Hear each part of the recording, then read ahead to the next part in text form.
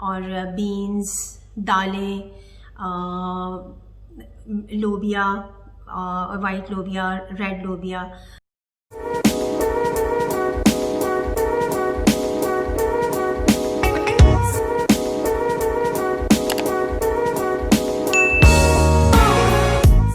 अस्सलाम वालेकुम, welcome back to my channel.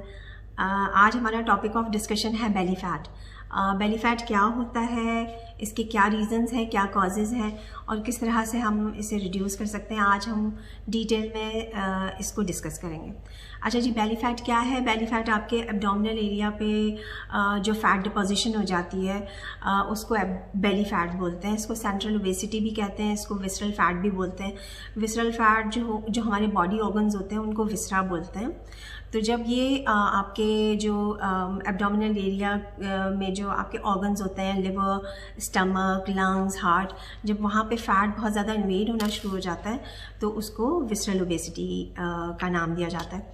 और इसकी वजह से बहुत सारी डिजीज़ होने के चांसेस होते हैं, जिनमें डायबिटीज़ का ख़तरा बहुत ज़्यादा बढ़ जाता है, हार्ट डिजीज़ हो जाती हैं, कोलेस्ट्रॉल लेवल बढ़ जाता है, आपका बीपी, आपको स्ट्रोक होने के चांसेस बढ़ जाते हैं, आर्थराइटिस की प्रॉब्लम शुरू हो जाती है, वैरिकोज़ वेन्स हो सकती हैं आपको। और इसमें यह है कि जॉइंट प्रॉब्लम्स स्टार्ट हो जाती हैं, जो स्पेशली आपके नी जॉइंट और एंकल जॉइंट, क्योंकि आपका सारा वेट जो होता है इन्हीं दो जॉइंट्स पे होता है, तो उसकी वजह से फ्लैट फुट भी हो सकता है।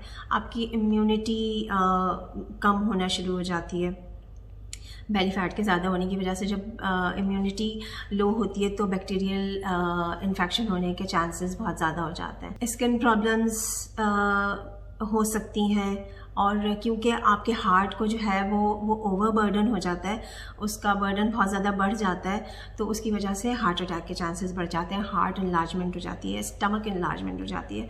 तो इसकी वजह से देखें कितनी ज़्यादा प्रॉब्लम्स हैं जो आपकी बॉडी में हो सकती हैं।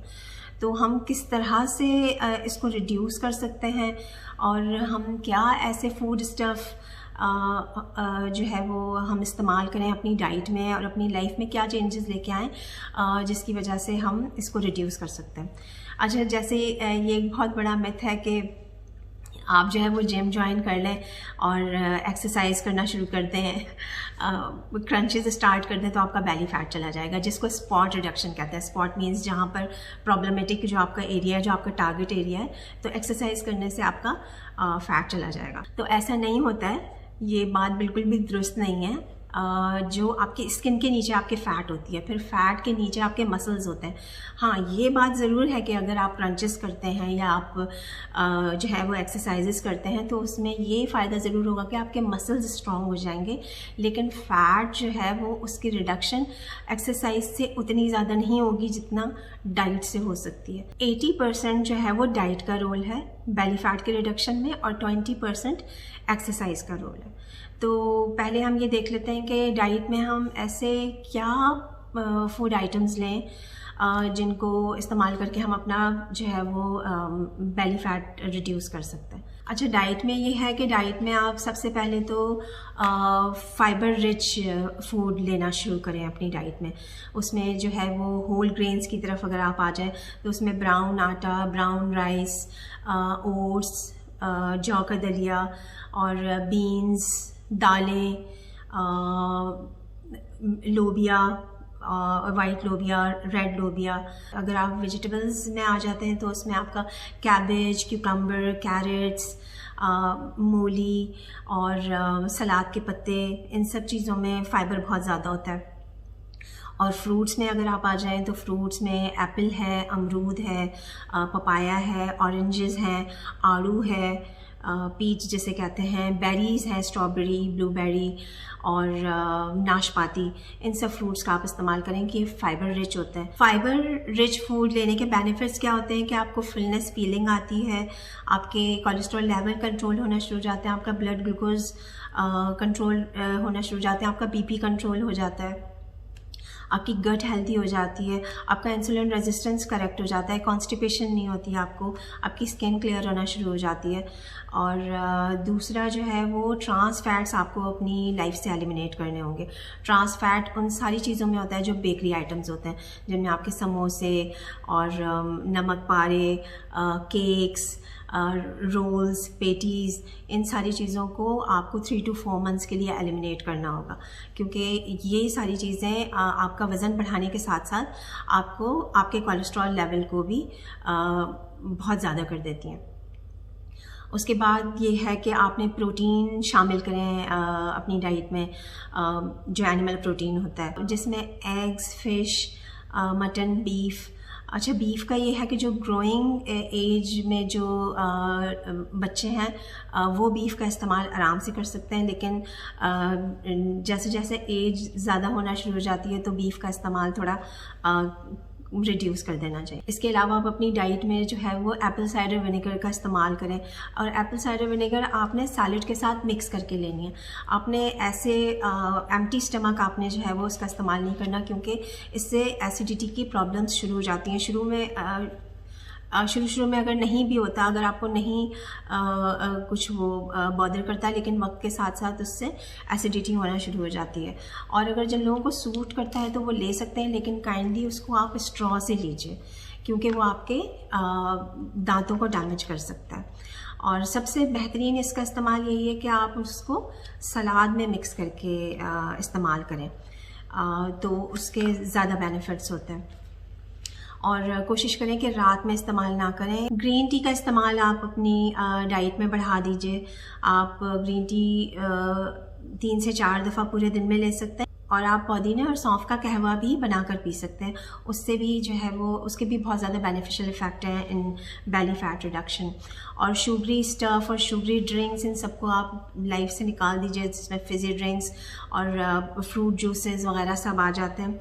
और इसमें ये है कि आप इसकी जगह आपने 10 से 12 ग्लास पानी के पीने, वो भी बेली फ़ैट को रिड्यूस करने में पानी का भी बहुत इम्पॉर्टेंट रोल है।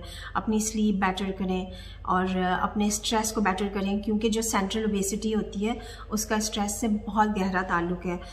उसमें 2 टाइप की पर्सनालिटीज़ होती हैं, ए टाइप होती है और बी टाइप होती है। जो ए टाइप के जो लोग होते हैं उनके अंदर ये सेंट्रल ओबेसिटी ज़्यादा होती है, जिसे एप्पल शेप बॉडी भी कहते हैं, और उनका डायरेक्ट ताल्लुक़ होता है स्ट्रेस से। तो जो लोग स्ट्रेस ज़्यादा लेते हैं उनको जो है वो उनकी भी बेली फैट जो है वो बहुत ज़्यादा होती है। तो कोशिश करें कि स्ट्रेस जो है वो उसको मैनेज करें, और स्ट्रेस को मैनेज करने का सबसे अच्छा तरीका एक्सरसाइज है कि आप एक्सरसाइज करें, ब्रीदिंग एक्सरसाइज करें, अपने आप को मेडिटेट करें। एक्सरसाइज को अगर आप अपनी लाइफ में शामिल करेंगे तो वो आपकी ओवरऑल हेल्थ को बेटर करेगी।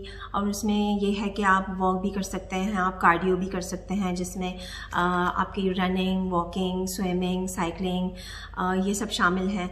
और इसमें यह कि आप वेट लिफ्टिंग भी करें। वेट लिफ्टिंग में ज़रूरी नहीं है कि आप वेट्स ही ख़रीदें जाके, आप जो है वो ग्रॉसरी आइटम्स में जो शुगर और राइस बैग्स होते हैं उनको भी आप उठा के अपना जो है वो वेट लिफ्टिंग कर सकते हैं। तो इसमें ये होता है कि आपकी कैलोरीज भी बर्न होंगी और आप एक्टिव भी रहेंगे और आपका स्ट्रेस लेवल भी मैनेज रहेगा। अच्छा, ये भी एक बहुत इंपॉर्टेंट बात है कि आप अपनी प्लेट को कैसे डिज़ाइन करेंगे जब आप खाना खाने बैठते हैं।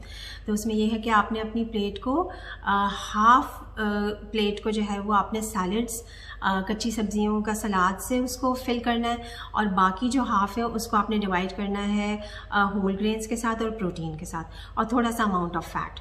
और कोशिश करें कि फ़ॉर्क से खाना खाएं, क्योंकि उसमें क्वांटिटी जो होती है वो फूड आइटम्स की वो कम आती है। और आहिस्ता आहिस्ता खाएं। आहिस्ता आहिस्ता खाएंगे तो जो आपकी ओरल कैविटी होती है, ये जो आपका मुंह होता है, इसमें एक एंजाइम होता है, जब वो बाइट के साथ बहुत ज़्यादा मिक्स हो जाता है तो 30% आपकी डाइजेशन वहीं हो जाती है।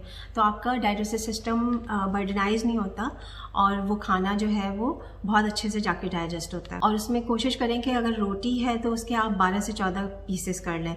और इस तरह से ये होगा कि आप ज़्यादा नहीं, जब बड़े बड़े बाइट्स होते हैं तो आप ज़्यादा खा जाते हैं, तो कोशिश करें कि उनके पीसेस कर लें ताकि आप आहिस्ता आहिस्ता खाएं और कम खाएं।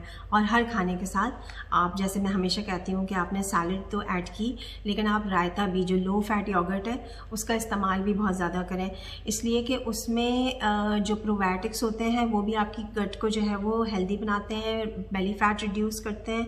और इसमें रायते में ये है कि आप कोशिश करें कि आप इसके अंदर ज़ीरा और गार्लिक और मिंट और कोरिएंडर, इन सब को मिक्स करके, क्योंकि ये सारी चीज़ें आपके फ़ैट रिडक्शन में जो है वो हेल्पफुल होती हैं। लेकिन ये सारी चीज़ें जो मैंने आपसे आज डिस्कस की हैं, आपको इसमें थोड़ा डिसिप्लिन होना पड़ेगा, कंसिस्टेंसी के साथ आपको ये सारा कुछ करना पड़ेगा, अदरवाइज़ आपको रिजल्ट्स नहीं मिलेंगे।